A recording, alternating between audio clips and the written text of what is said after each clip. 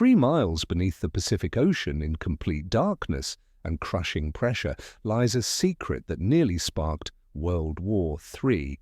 The year is 1972. The Cold War is at its most dangerous peak, and somewhere on the ocean floor rests a Soviet submarine, not just any submarine, but one carrying the Soviet Union's most guarded encryption codes, nuclear missile technology, and the names of every KGB operative in the Western Hemisphere.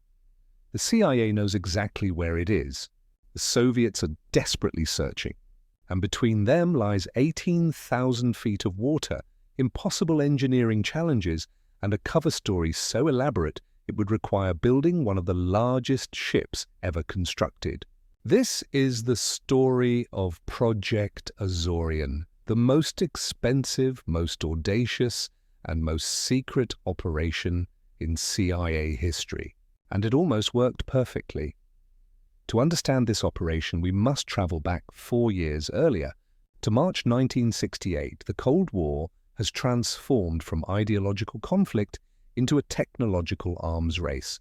Both superpowers are deploying nuclear submarines across the world's oceans, invisible weapons capable of launching Armageddon from beneath the waves. The Soviet submarine K-129 is on routine patrol somewhere in the North Pacific. It's a Gulf II class ballistic missile submarine armed with 3 nuclear-tipped R-21 missiles. Each missile carries enough destructive power to annihilate an American city. The submarine and its crew of 98 men represent the cutting edge of Soviet naval power, silent, deadly, and nearly undetectable. On March 8, 1968, something catastrophic happens. The K-129 is approximately 1,600 miles northwest of Hawaii when disaster strikes. The exact cause remains debated even today. Some experts suggest an internal explosion, possibly from a malfunctioning torpedo or missile. Others theorize a catastrophic battery fire that released toxic gases, incapacitating the crew. A few whisper about a collision with an American submarine shadowing the Soviet vessel. Whatever the cause, the result is absolute. The K-129 plunges toward the ocean floor, its hull rupturing under the immense pressure.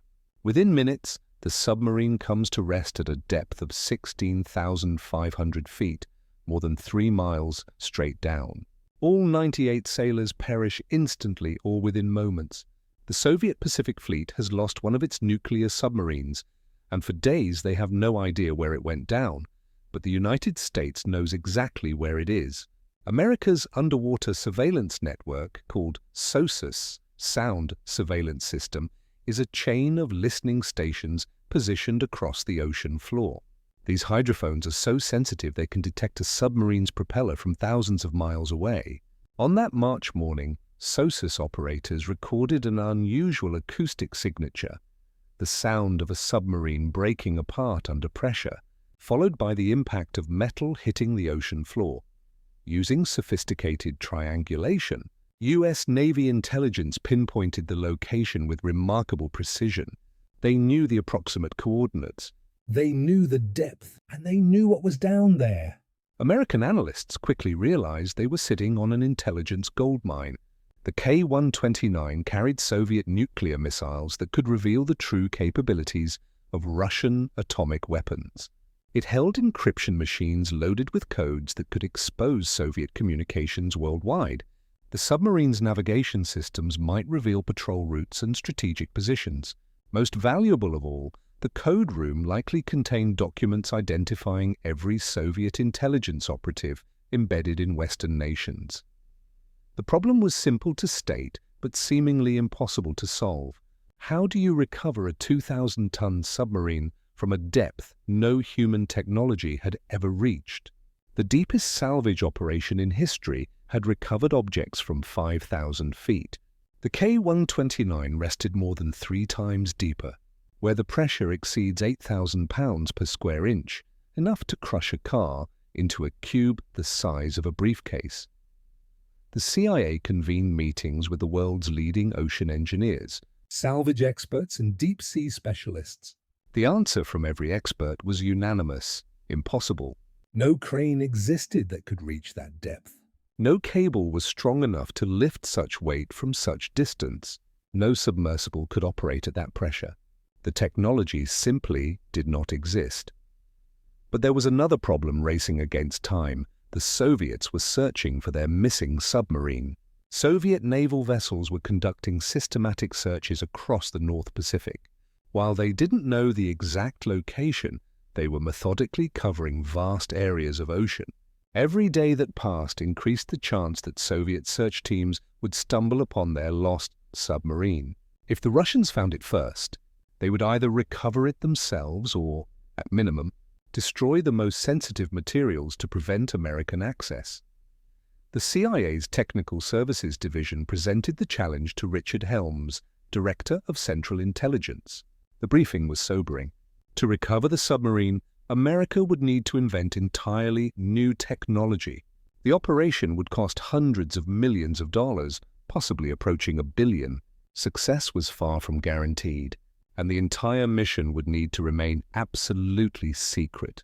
Because if the Soviets discovered American intentions, they would position military vessels to prevent any recovery attempt. Director Helms faced a stark decision. The potential intelligence value was incalculable. This could provide insights into Soviet capabilities that might take a decade to acquire through conventional espionage.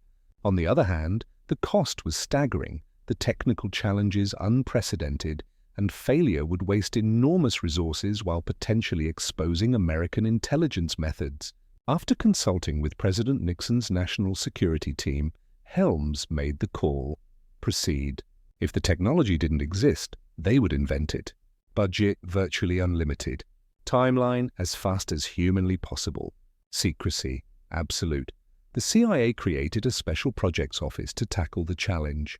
They recruited the brightest minds in naval architecture, deep-sea engineering, and submarine technology. But they faced an immediate secondary problem. How do you build a massive ship capable of deep-sea recovery without the Soviets realizing what you're doing? Soviet satellites regularly photographed American shipyards. KGB agents operated throughout the United States. Building a specialized recovery vessel would immediately signal American intentions. The solution would require creativity that matched the engineering challenge. The CIA needed a cover story so convincing, so elaborate, and so well-funded that it would hide the truth in plain sight. They needed someone with the reputation, the resources, and the eccentricity to make an outlandish project seem entirely plausible. They needed Howard Hughes. Howard Hughes was by 1970 perhaps the most famous recluse in America. The aviation pioneer, film producer, and legendary billionaire had spent recent years withdrawing from public life, conducting business from sealed hotel rooms, and pursuing increasingly unusual ventures. His reputation for eccentric behavior and ambitious technical projects made him the perfect cover for the CIA's operation. The agency approached Hughes's organization with an extraordinary proposal. They would fund the construction of a massive deep-sea mining vessel, ostensibly to harvest manganese nodules from the ocean floor. Hughes would publicly announce this venture as his latest obsession. In reality, the ship would be designed to recover the Soviet submarine. Hughes agreed to lend his name and organization to the project. The Summa Corporation, one of Hughes's companies, would serve as the public face of the operation. The cover story was brilliant in its audacity. Deep-sea mining was a genuine emerging industry. Scientists had discovered vast fields of manganese nodules, potato-sized mineral deposits containing valuable metals, scattered across the ocean floor. Several companies and nations were exploring the commercial viability of harvesting these resources. Howard Hughes announcing a major deep-sea mining initiative wasn't just plausible, it was exactly the kind of ambitious, expensive, slightly crazy venture people expected from him. The CIA's front organization announced plans to build a specialized mining vessel, the Hughes Glomar Explorer. They established a legitimate mining company, hired actual oceanographers and geologists, published scientific papers on deep-sea mining techniques, and held press conferences discussing the commercial potential of ocean floor minerals. The cover story had layers upon layers of authenticity. Reporters who investigated found real scientists doing real research, backed by genuine technical studies. The deception was so thorough that most people involved in the project didn't know its true purpose. But beneath this elaborate facade, engineers were designing something unprecedented.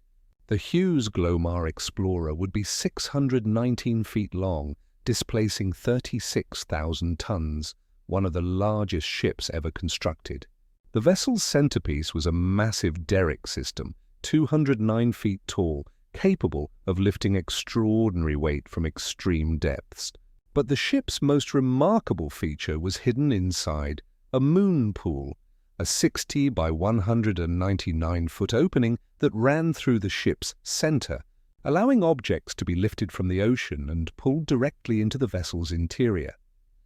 This moon pool served two critical purposes. First, it allowed the recovery operation to happen entirely within the ship, hidden from observation by satellites or nearby vessels. Second, it provided a controlled environment for examining whatever was recovered. The engineers designed a massive capture vehicle, codenamed Clementine, that would be lowered through the moon pool. Clementine was itself an engineering marvel, a 2,000-ton underwater vehicle equipped with hydraulic arms, capable of grasping and securing the submarine. The capture mechanism worked like a giant claw. Clementine would descend to the ocean floor, position itself over the submarine, and extend powerful hydraulic arms beneath the hull. Once positioned, the arms would close, gripping the submarine securely. Then began the real challenge, lifting 2,000 tons through more than 3 miles of water without the submarine breaking apart from stress. Construction of the Hughes Glomar Explorer began in 1970 at Sun Shipbuilding and Dry Dock Company in Philadelphia. The project immediately drew attention. A ship this large and unusual couldn't be built secretly. Soviet satellites photographed the construction. KGB agents filed reports about the mysterious vessel. But the cover story held. Every investigation led back to the same conclusion. Howard Hughes was building an experimental deep-sea mining ship. Eccentric? Yes, expensive? Certainly.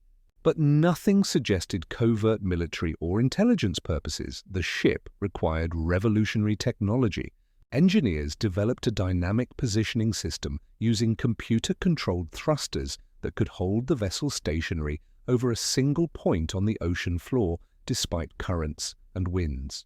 They designed a heavy-lift pipe system capable of handling the enormous stresses of raising heavy objects from extreme depth. They created life support and monitoring systems that could operate in complete secrecy.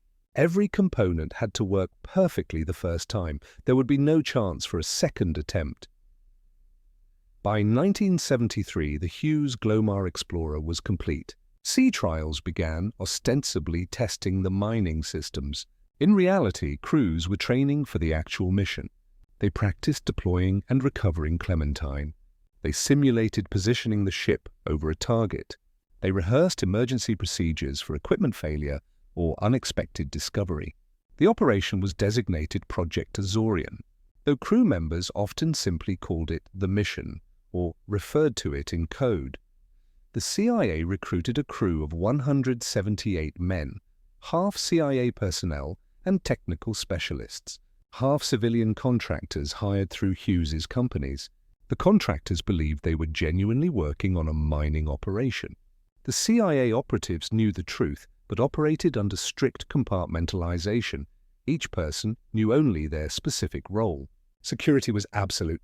Crew members couldn't discuss the project with family. Communications were monitored. Every aspect of the operation was classified at the highest levels. And then, after 6 years of planning, 4 years of construction, and nearly $800 million spent, the Hughes Glomar Explorer was ready. In July 1974, the vessel left Long Beach, California. Destination: a precise set of coordinates, 1,600 miles northwest of Hawaii, where a Soviet submarine had rested undisturbed for 6 years. The voyage took several days, and throughout the journey, crew members maintained the cover story. They collected water samples, conducted depth measurements, and performed all the activities expected of a mining expedition. But as the ship approached the target coordinates, tension mounted. This was the moment when planning met reality, when years of preparation would either succeed spectacularly or fail catastrophically. One immediate problem emerged. They weren't alone. A Soviet Navy tugboat appeared near the site, observing the Hughes Glomar Explorer with obvious interest. The Soviets had never stopped searching for K-129. While they hadn't pinpointed the exact location, they maintained periodic patrols across the search area. Now, a massive American ship was operating in the middle of the Pacific, far from normal shipping lanes. The Soviet crew was suspicious. The Americans had to act naturally while preparing for their actual mission. They continued conducting surface mining operations, deploying sampling equipment, and running tests. The Soviet tugboat maneuvered closer, observing through binoculars and cameras. Soviet sailors waved at the American crew. The Americans waved back, smiling, showing no sign of nervousness. This psychological warfare continued for days, both sides watching, both sides wondering what the other knew. Eventually, citing the need to investigate a different mining area, the Soviet tugboat departed. The Americans waited, ensuring the vessel was well beyond visual range. Then they began the actual operation. Using sophisticated sonar and acoustic location equipment, operators confirmed K-129's exact position on the ocean floor, 16,500 feet below. The submarine had settled at a slight angle, partially buried in sediment but largely intact. After 6 years of cold water and high pressure, the hull would be severely corroded, but the shape was unmistakable. The crew activated the dynamic positioning system, using computer-controlled thrusters to hold the ship perfectly stationary over the target. This precision was critical. Clementine had to descend through 3 miles of water and position itself over a 300-foot submarine. Any significant drift would cause the mission to fail. The positioning system performed flawlessly, holding the ship steady despite ocean currents and surface winds. On the afternoon of July 17, 1974, the crew prepared to deploy Clementine through the moon pool. The massive capture vehicle, painted in thick anti-corrosion coating, hung suspended in the ship's interior. Final checks were completed on the hydraulic systems, the communications links, the cameras and sensors. Everything appeared operational. At the command, winches began lowering Clementine into the water. The descent would take approximately 6 hours. As Clementine sank into the depths, operators monitored its progress through sonar and limited camera feeds. The water transitioned from blue to blue-black to absolute darkness. At these depths, no sunlight penetrates. Pressure increased with every foot, hundreds of pounds per square inch, thousands, eventually exceeding 8,000 pounds per square inch. The capture vehicle systems were designed to withstand this pressure, but nobody knew for certain how equipment would perform under such extreme conditions. Every component was custom-built. Nothing had been tested at the actual operating depth. 6 hours after deployment, Clementine's sensors detected the ocean floor. Operators made fine adjustments, maneuvering the capture vehicle over the submarine wreck. For the first time since 1968, human technology was in contact with K-129. Cameras mounted on Clementine provided the first visual confirmation, grainy, dark images showing the submarine's distinctive shape resting on the seafloor. The vessel appeared largely intact, though covered in marine growth and sediment. The crew felt a strange mix of emotions. This was an intelligence operation, a triumph of American engineering, a critical Cold War mission. But it was also a grave. 98 Soviet sailors had died here, and their remains still rested inside the hull. The men operating Clementine and monitoring from the ship above felt the weight of this reality. They were disturbing a tomb to recover secrets. Operators carefully positioned Clementine directly over K-129's hull. The capture vehicle's massive hydraulic arms extended, reaching beneath the submarine. This maneuver required extraordinary precision. The arms had to slide under the hull without destabilizing the wreck or catching on debris. Operators worked slowly, making millimeter adjustments based on sonar feedback and limited camera visibility. After hours of delicate positioning, the hydraulic arms were in place beneath the submarine. The command was given to engage the grasping mechanism. With a thrum of hydraulic pressure, the massive claws closed, securing grip on the submarine's hull. Sensors confirmed contact. Clementine had successfully grabbed K-129. The CIA team aboard the Hughes Glomar Explorer felt cautious optimism. The most technically difficult maneuver was complete. Now came the challenge of lifting 2,000 tons through 3 miles of water without the corroded hull breaking apart. Engineers had calculated stress loads and tested materials, but ultimately, nobody knew if the submarine would hold together during ascent. The hull had spent 6 years in crushing pressure and corrosive saltwater. The metal would be weakened, brittle in places, potentially catastrophically compromised. Winches engaged, and Clementine began rising from the ocean floor, carrying K-129 with it. The ascent rate was carefully controlled. Too fast might create structural stress, too slow increase the chance of mechanical failure or Soviet discovery. Operators established a steady pace, monitoring every meter of progress.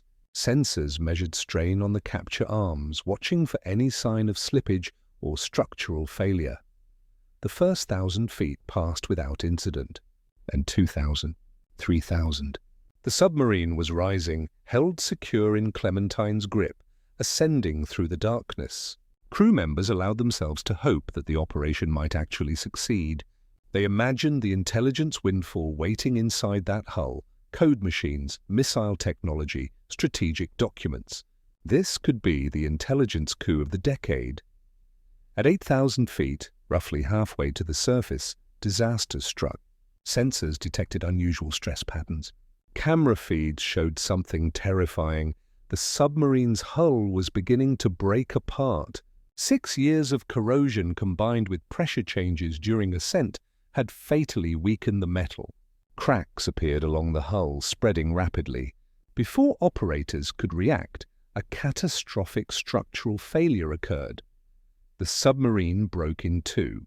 The forward section, containing the code room, the most sensitive communications equipment, the nuclear missiles, and the most valuable intelligence, tore away from Clementine's grasp and plummeted back toward the ocean floor.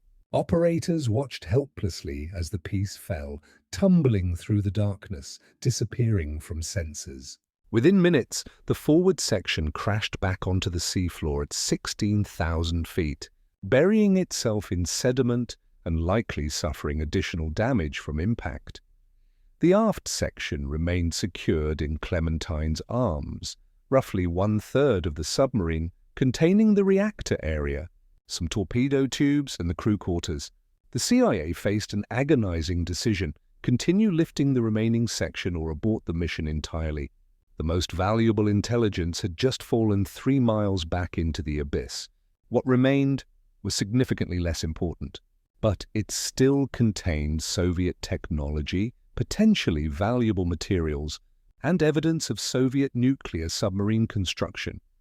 After rapid consultation with CIA headquarters via encrypted communications, the decision was made: continue the recovery.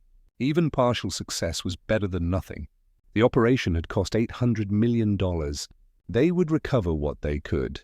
Clementine resumed its ascent, carrying approximately 60 feet of the submarine's aft section. The trip continued without further structural failures. After days of operation, the capture vehicle approached the surface with its reduced payload. Inside the Hughes Glomar Explorer's moon pool, crew members prepared for the final stage. As Clementine broke the surface, winches pulled the captured section entirely inside the ship. The massive doors concealing the moon pool closed, hiding the operation from any satellite or aerial observation. For the first time since 1968, a piece of K-129 was no longer on the ocean floor. When CIA operatives opened the recovered section and began examining its contents, they confronted something unexpected: bodies. 6 Soviet sailors remained inside the compartment, their remains preserved by cold water and the sealed environment. Whatever intelligence value the recovery might have, these were human beings who had died serving their country. The CIA personnel found themselves facing an ethical dimension nobody had fully anticipated. The recovered section contained several valuable items. There were torpedo systems that revealed Soviet weapon technology. Some cryptographic materials were found, though they were outdated after 6 years. The submarine's construction techniques provided insights into Soviet shipbuilding and metallurgy. Nuclear safety protocols could be analyzed from the reactor area. But the truly transformative intelligence, the code room with current encryption systems, the navigation logs showing patrol patterns, the communications equipment that might reveal Soviet espionage networks, all of that remained in the forward section, now resting again on the ocean floor. The CIA conducted a cost-benefit analysis. For $800 million, they had recovered approximately 1/3 of the submarine, gaining modest intelligence value. It was simultaneously an extraordinary technical achievement and a strategic disappointment. American engineers had accomplished something many believed impossible, reaching the deepest recovery depth in history, building systems that worked flawlessly under extreme conditions, and maintaining nearly perfect operational security. Yet the mission's primary objective, recovering the code room and missiles, had failed. But something remarkable happened regarding those 6 Soviet sailors. Senior CIA officials made a decision that reflected both pragmatism and humanity. Rather than simply disposing of the remains, they ordered a formal military burial at sea. A Soviet naval ensign was obtained. Prayers were read in Russian. The ceremony followed proper military honors.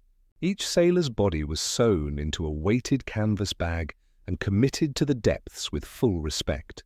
The CIA filmed the ceremony, thinking it might one day serve diplomatic purposes if the operation became public. This moment revealed something important about the Cold War. Despite the ideological conflict, despite the espionage and proxy wars, despite the nuclear standoff that threatened mutual annihilation, individual Americans and Soviets often recognized their common humanity. These CIA operatives, trained to view the Soviet Union as the enemy, saw the bodies of young sailors and chose to honor them as fellow servicemen. The ceremony wasn't required by any protocol. Nobody would have known if they'd simply discarded the remains. But they did it anyway because it felt right. The intelligence assessment ultimately concluded that Project Azorian provided moderate value. The recovered materials offered insights into Soviet submarine technology that were useful but not revolutionary. The cryptographic materials were too old to compromise current Soviet codes. The construction techniques were interesting, but didn't change American naval strategy. Most significantly, the operation established that deep-sea recovery was technically possible, setting precedents for future operations. The technology developed for Project Azorian would later find applications in commercial deep-sea work, offshore oil exploration, and underwater rescue operations. The CIA considered attempting a second recovery mission to retrieve the forward section. Engineers believed it was theoretically possible to modify Clementine and try again, but several factors argued against it. The forward section had suffered additional damage from falling and impact. It was now partially buried in sediment, making grasping more difficult. Most critically, operational security was becoming harder to maintain. The longer the Hughes Glomar Explorer remained at sea, conducting unusual operations in the middle of the Pacific, the greater the chance that Soviet intelligence would deduce the truth. In late summer 1974, the Hughes Glomar Explorer departed the recovery site and returned to California.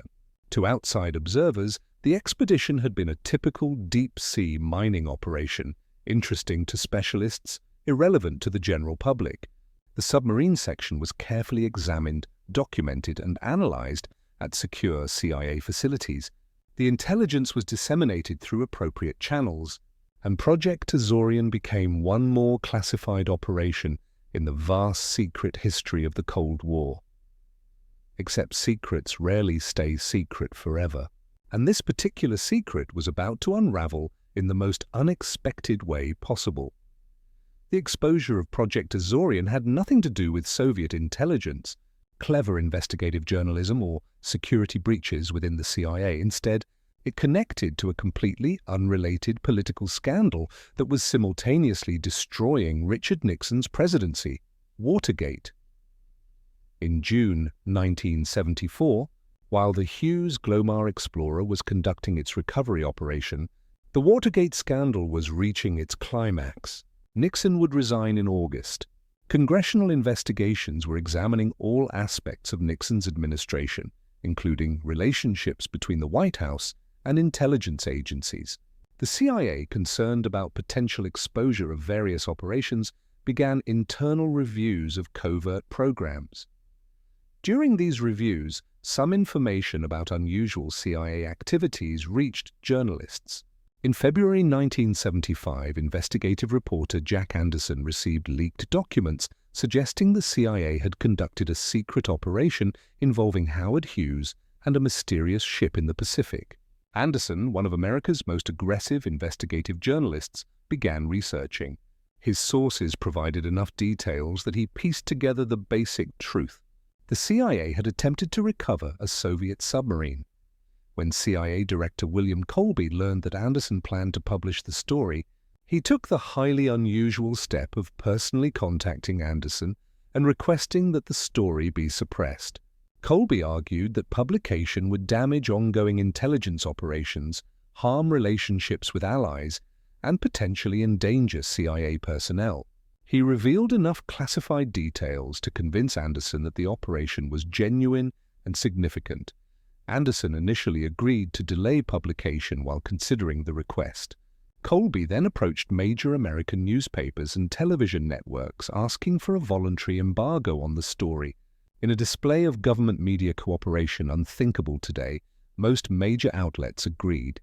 The New York Times, Washington Post, Los Angeles Times, and major television networks all held the story, believing the publication might genuinely harm national security, but the embargo couldn't hold indefinitely. Too many people knew fragments of the truth. In March 1975, the Los Angeles Times broke the embargo and published the first detailed account of Project Azorian. Other outlets immediately followed. Within days, the story dominated national news. Headlines proclaimed CIA's $800 million gamble and sunken Soviet sub-recovery attempt revealed. The public reaction was mixed fascination and skepticism. Many Americans were impressed by the audacity and technical achievement. Others questioned whether $800 million was justified for partial success. Congressional committees announced investigations into intelligence spending and oversight. The Church Committee, already examining CIA activities, added Project Azorian to its inquiry list. The Soviet government reacted with predictable outrage. Official statements denounced the operation as piracy and grave robbing. Moscow demanded the return of any recovered materials, including the bodies of Soviet sailors. Soviet propaganda portrayed the operation as American arrogance and disrespect for the dead. Diplomatic protests were filed. The incident strained détente, the effort to reduce Cold War tensions through negotiation and cooperation. Behind closed doors, however, Soviet reactions were more complex. Soviet intelligence had long suspected that K-129 might have been compromised. American naval activity in that region of the Pacific had been unusual. Soviet analysts had noted the Hughes Glomar Explorer with suspicion, though the cover story had been convincing enough to prevent certain conclusions. Now their suspicions were confirmed, but the damage was already done. If the Americans had recovered valuable intelligence, it had been in their possession for months. The Soviet Navy conducted internal reviews to assess what might have been compromised. They changed encryption systems, altered patrol patterns, and modified operational procedures based on the assumption that K-129 secrets were now in American hands. Ironically, because the most sensitive materials had fallen back to the ocean floor and weren't recovered, much of this Soviet reaction was unnecessarily cautious. For the CIA, the exposure was embarrassing but not catastrophic. The operation had already been completed. Whatever intelligence value it provided was already extracted. The primary damage was political. congressional oversight of intelligence activities intensified, and public skepticism about CIA operations increased. The agency developed a standard response to questions about Project Azorian and other classified operations. We can neither confirm nor deny the existence of such activities. This became known as the Glomar response, and it remains standard government practice for addressing classified operations. The operation's exposure did establish one important precedent. It demonstrated that even massive, expensive, multi-year covert operations could eventually become public knowledge. No secret remains buried forever. This reality would influence CIA planning for future operations, adding political sustainability as a factor alongside operational feasibility and intelligence value. The legacy of Project Azorian extends far beyond intelligence gathering. The operation pushed multiple fields of technology forward by decades. The deep-sea engineering developed for the mission laid groundwork for commercial underwater operations. The dynamic positioning systems created to hold the Hughes Glomar Explorer stationary over a precise point became standard for offshore oil drilling platforms. The heavy lift techniques pioneered by CIA engineers influenced how underwater cables, pipelines, and research equipment would be deployed for decades afterward. The robotics and remote manipulation technology developed for Clementine represented quantum leaps in underwater vehicle capabilities. Before Project Azorian, remotely operated vehicles could perform simple tasks at modest depths. The operation proved that sophisticated underwater work was possible even at extreme depths with extreme precision. This technology later enabled deep-sea scientific research, underwater archaeology, submarine rescue operations, and commercial salvage that would otherwise have been impossible.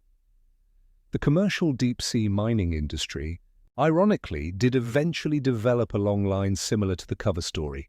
Modern companies are now genuinely harvesting minerals from the ocean floor using techniques that bear remarkable resemblance to those publicly described for the Hughes Glomar Explorer. The cover story was so well researched that it essentially predicted an actual future industry.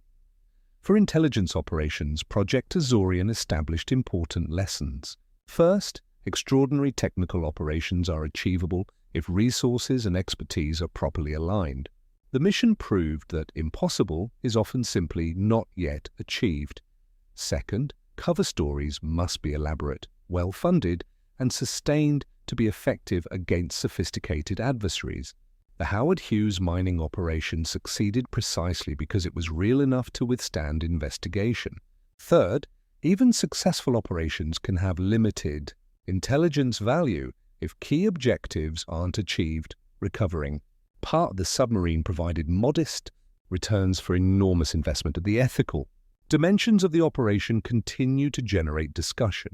Did the United States have the right to disturb the grave of 98 Soviet sailors? The CIA's decision to conduct a proper burial ceremony suggests awareness of this moral complexity. International maritime law has since evolved to address such situations more explicitly, generally treating sunken military vessels as war graves protected from unauthorized disturbance. The operation also highlighted the limits of secrecy in democratic societies. Project Azorian remained classified for only about a year after completion before exposure. This relatively brief secrecy period raises questions about whether massive covert operations are sustainable in countries with free press and government oversight. The tension between national security requirements and democratic transparency remains unresolved. From the Soviet perspective, the operation reinforced paranoia about American technological capabilities and intelligence gathering. It confirmed that the United States was willing to invest enormous resources to obtain Soviet secrets. This knowledge influenced Soviet security practices for years afterward, contributing to the atmosphere of mutual suspicion that characterized the Cold War's final decades. Interestingly, Project Azorian also revealed areas where Cold War adversaries shared common ground. The decision to provide military honors for Soviet sailors, the general respect for the dead expressed by CIA personnel, and the acknowledgement that both sides were serving their countries in a conflict neither individual soldier nor sailor had chosen. These moments of humanity persisted even in the midst of ideological warfare. The technological achievement itself deserves recognition. In 1974, no commercial entity could have accomplished what the CIA did. The engineering challenges were extraordinary. The ship had to be designed and built without revealing its true purpose. Systems had to work perfectly on first deployment. There would be no opportunity for testing at actual operating depths before the mission. Every component had to function flawlessly under crushing pressure in absolute darkness. The fact that the operation came as close to success as it did, recovering a substantial portion of the submarine from unprecedented depth, represents a remarkable achievement in naval engineering and operational planning. For decades after Project Azorian, the men who participated in the operation couldn't discuss what they'd done. CIA operatives and contractors alike were bound by secrecy agreements and classification requirements. They returned to normal lives carrying extraordinary stories they couldn't share. Some had told families they were working on a mining expedition. Others had provided even vaguer cover stories. They watched the 1975 news coverage knowing far more than was being reported, but they couldn't correct misinformation or add details. They simply had to remain silent. This silence took a toll. Humans naturally want to share significant experiences, especially ones that involve danger, achievement, and historical importance. The crew members of the Hughes Glomar Explorer had participated in one of the most ambitious covert operations ever attempted, but they couldn't tell anyone.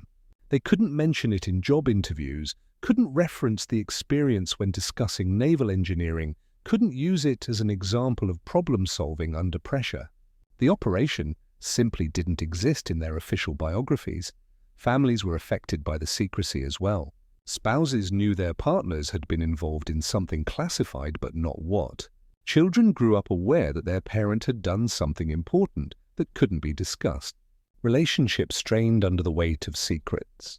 Some crew members reported feeling isolated, carrying knowledge they couldn't share even with those closest to them. The secrecy also meant that the genuine technical achievements went largely unrecognized for decades. Naval engineers who had solved unprecedented challenges couldn't publish papers about their work. Companies that had developed revolutionary technology couldn't market those innovations. The entire operation existed in a classification limbo where the people most directly responsible for an extraordinary technical feat received no public credit for their accomplishment. In 2010, the CIA partially declassified Project Azorian. While many details remained secret, enough information was released that participants could finally discuss their involvement openly. For the first time in 36 years, these men could tell their stories. Interviews were conducted, documentaries were produced, technical papers were written. The crew members of the Hughes Glomar Explorer, now mostly elderly, could finally receive recognition for what they'd accomplished decades earlier. The declassification revealed some information that had never been public. The detail of the burial ceremony for Soviet sailors was particularly significant. This act of respect hadn't been widely known, and it changed some public perceptions of the operation. Rather than simply being a cold intelligence grab, the mission involved humans who recognized the humanity of their adversaries. The CIA released the film of the burial ceremony, showing naval officers reading prayers and committing bodies to the sea with full military honors. This moment of grace in the midst of Cold War conflict resonated with many people. Former crew members described the extraordinary stress of the operation, operating equipment that had never been tested at actual depths, knowing that Soviet vessels might arrive at any moment, working in secrecy so complete that even different sections of the crew couldn't discuss their specific tasks. All of this created immense psychological pressure. Several crew members reported that the moment when the submarine section broke apart and fell back to the ocean floor was devastating. Years of work, hundreds of millions of dollars, and an unprecedented technical achievement had resulted in partial success that felt like failure. But they also described the pride they felt in attempting something nobody believed possible. They had pushed technology beyond its known limits. They had maintained perfect operational security for years. They had conducted one of the most sophisticated covert operations in history, and they had done it all while maintaining the elaborate cover story that continued to convince observers even after the operation was complete. Some details remain classified, even after partial declassification. The exact intelligence obtained from the recovered section has never been fully revealed. The technical specifications of Clementine and some of the ship's systems remain secret. The CIA has neither confirmed nor denied whether any other similar operations were attempted. The full cost of Project Azorian, including all research, development, and operational expenses, has never been definitively stated. The $800 million figure is an estimate that may be significantly low.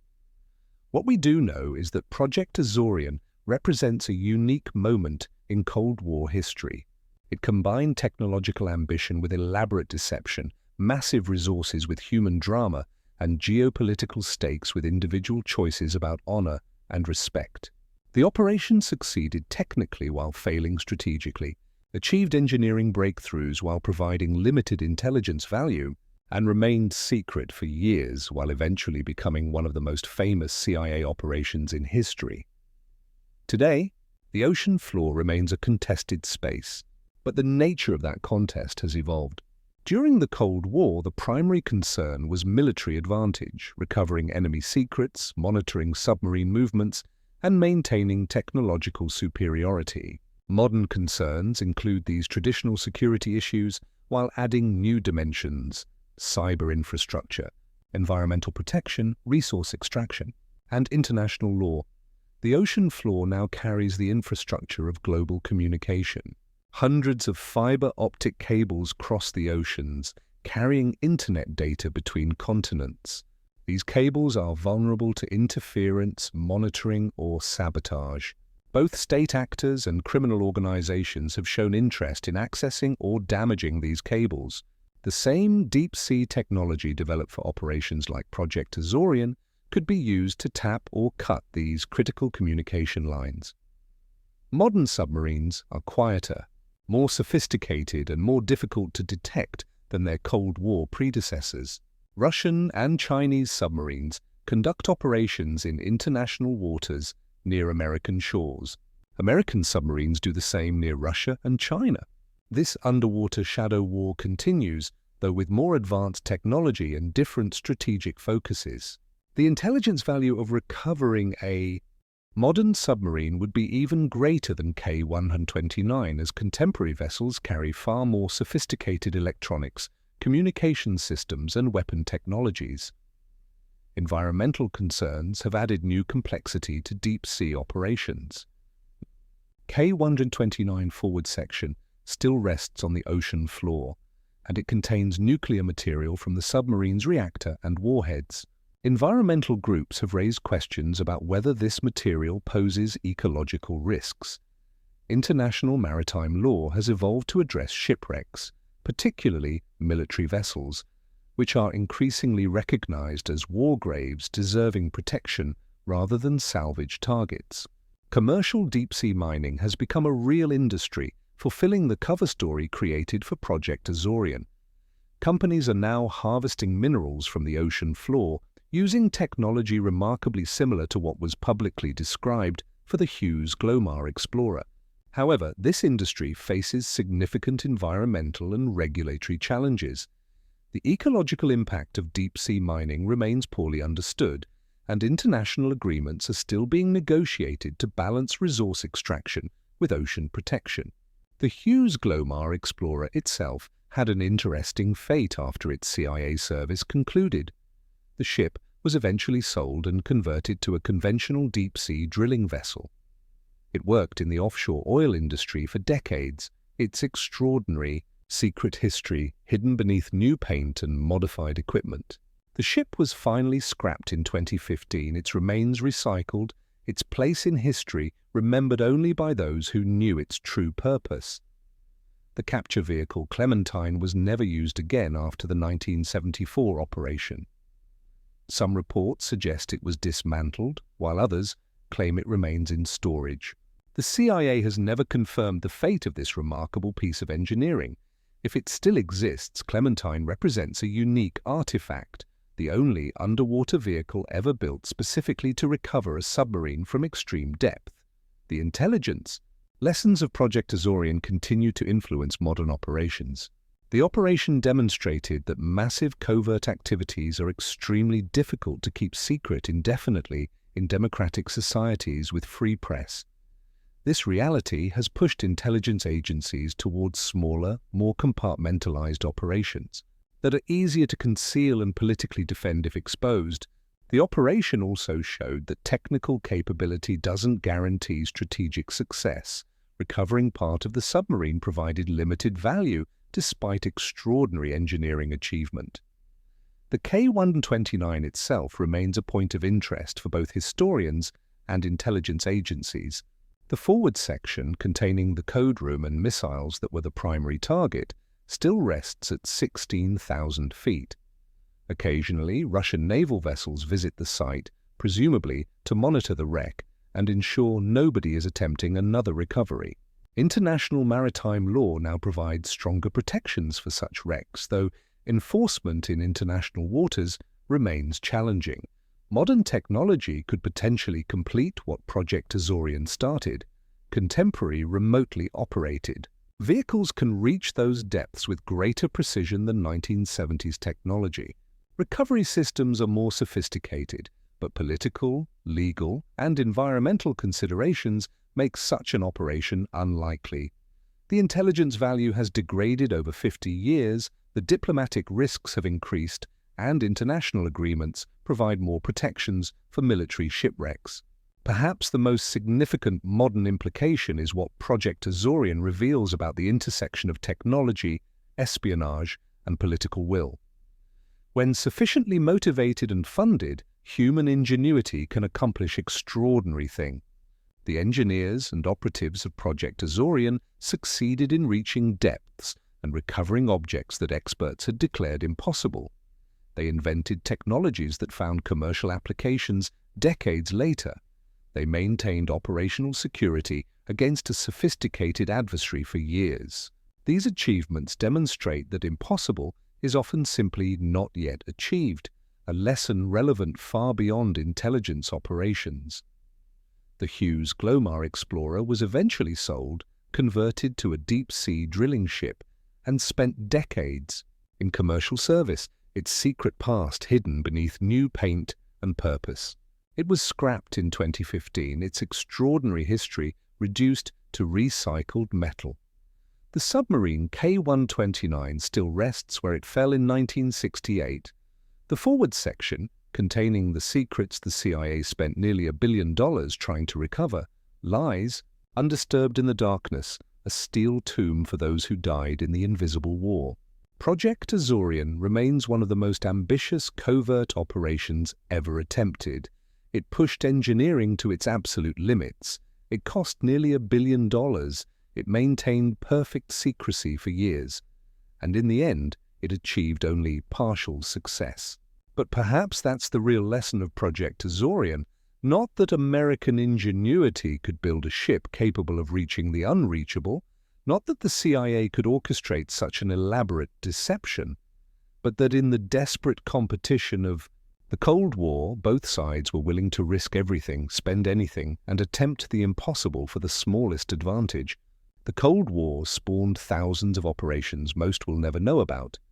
Project Azorian stands apart not because it succeeded completely, but because it revealed the extraordinary lengths both superpowers would go to in their invisible conflict. It showed how technological capability, massive resources, and human determination could combine to achieve what seemed impossible. It demonstrated both the potential and the limits of covert operations, and it provided a glimpse into the hidden world where nations compete in shadows, spending billions on operations the public never sees. The operation also revealed something about human nature in the midst of geopolitical conflict. When CIA personnel discovered the bodies of Soviet sailors, they could have simply discarded them. Nobody would have known. Instead, they chose honor. They provided military burial with full respect. They acknowledged that these young men had died serving their country, just as American sailors might have died in similar circumstances. This moment of grace, this recognition of common humanity, even between adversaries, suggests that beneath the ideological warfare and nuclear standoff, individual humans often recognize their shared condition. Somewhere 3 miles beneath the Pacific, 98 Soviet sailors rest in eternal darkness, unaware that their submarine would become the centerpiece of one of history's most daring operations. The CIA gave them a proper burial. History has given them an extraordinary story. The Cold War has ended, but the K-129 remains, a memorial to those lost in conflicts fought in secret, beneath the waves, beyond public knowledge. In the end, Project Azorian succeeded in its most important mission. It reminded us that in the shadows of history, remarkable things happen that change the world, even when the world never knows. It demonstrated human ingenuity at its peak, pursuing the impossible and nearly achieving it. It revealed the enormous costs and uncertain returns of covert operations. And it provided a story that, once declassified, captured imaginations worldwide. A real-life thriller involving submarines, secret agents, billionaire industrialists, and engineering marvels.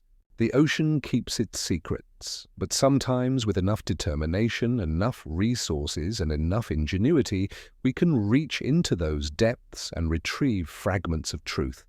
Project Azorian reached deeper than anyone had before, grasped something thought impossible to recover, and brought part of it to the surface. That the mission didn't achieve everything hoped for doesn't diminish what was accomplished. The men who built the ship, operated the systems, and executed the mission achieved something extraordinary.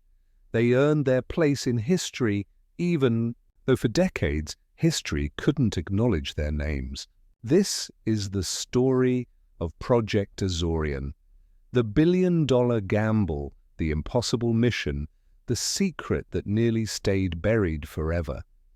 It's a story of what humans can achieve when pushed to their limits, of the hidden costs of global conflict, and of the extraordinary operations that happen in shadows while the world remains unaware. And like the best stories, it's true, or at least as true as we're allowed to know.